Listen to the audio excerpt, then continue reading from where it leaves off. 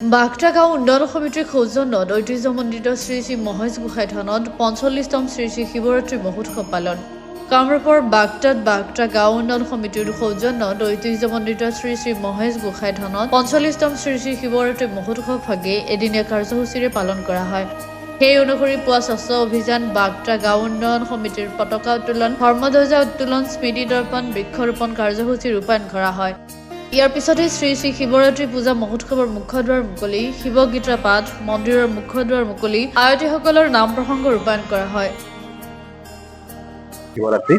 শিৱৰাত্ৰি আজি এই আমাৰ যিটো মহেশ গোসাঁই থান, এই থানখন আমাৰ দীৰ্ঘদিনৰ পৰা এইটো পূজা চলি আহি আছে প্ৰত্যেক বছৰে। আজি শিৱৰাত্ৰি দিনটোত উলহ মালহেৰে এই অনুষ্ঠানটো আমাৰ আয়োজিত কৰা হয়।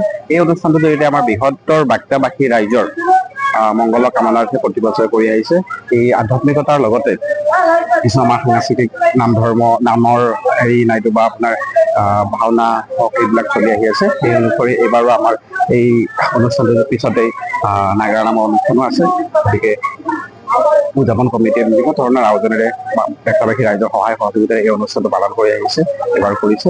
গতিকে আটাইৰে দীৰ্ঘায়ু কামনা কৰিছে, লগতে এই খবৰ আটাইৰে সুস্বাস্থ্য কামনা কৰি এই পূজাখন কৰা হয়। হাজোৰ পৰা অনব্যা কলিতাৰ ৰিপৰ্ট, গ্ল'বেল NE 24/7।